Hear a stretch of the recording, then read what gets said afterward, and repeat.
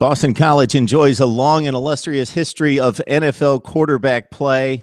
We'll find out if they possibly have another hidden gem on the roster. We bring in Dan Rubin of BC Interruption to talk up some Boston College football. If you're joining us on a regular basis, we're doing a series where we're looking at all the quarterback situations that we can possibly get to.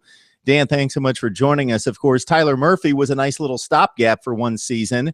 Not the best pocket passer, but he ran for 1,100 yards and 11 touchdowns. So we've got Darius Wade, sophomore.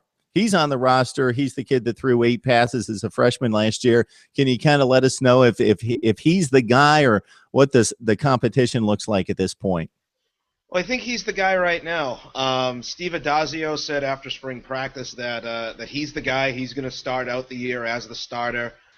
He is the man for at least the interim time being. So we'll get to see him for, I want to say, the first 3 or 4 games as a litmus test, which I know is almost half a season.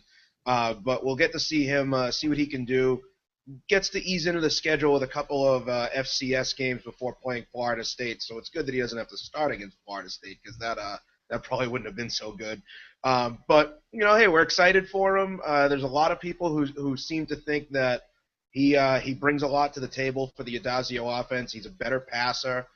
He has better pocket presence. He can make plays on the run.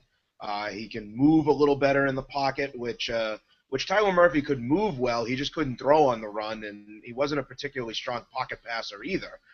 So we're very excited from a BC standpoint, from a fan standpoint, to see the different dynamic that Wade brings to the offense. And hey, anytime you get a left-handed quarterback playing in a Steve Adazio offense, last time that happened, that worked out pretty well down in Florida. Yeah, I think some people have possibly heard of that situation involving a guy that still stays in the news from time to time. So if we're looking at this Wade kid and looking at the quarterback situation, so that plan's in place, regardless, unless all heck breaks loose in August, we're basically looking at a situation where that is the plan going forward. Yep, Wade is the guy going forward. They do have a couple more quarterbacks who are younger on the roster that haven't played. Troy Flutie being the number 1 primary backup, so he's got the QB2 spot.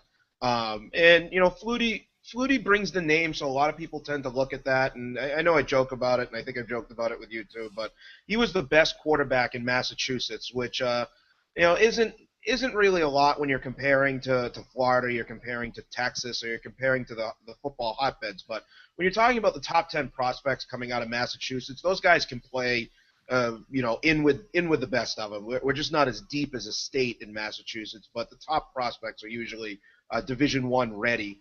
And Flutie was it. Flutie was the best quarterback in Massachusetts, possibly the best quarterback in the foreseeable past, in the more recent past. He was excellent at Natick, Massachusetts High School, but he, at the same time, is the QB2, and he redshirted last year, so it'll be interesting to see if he can pressure Wade or if he has to fight off Elijah Robinson. Elijah's a good hot prospect coming in. I assume he'll redshirt this year as a freshman, but he's there, and he's there to pressure Flutie, and he's there to pressure Wade as well, and some think he might actually have a higher ceiling than Wade once he gets the opportunity to play. Dan Rubin's our BC connection with BC Interruption on the SB Nation platform for Boston College athletics. So that's the Boston College quarterback situation. It looks as though, of course, they're going to run at 60 or 70% of the time if they have their way. But, of course, you got to put it up and be successful there and efficient. So Darius Wade gets his shot, and it's his to lose. Dan, thanks so much for the time. Yeah, absolutely.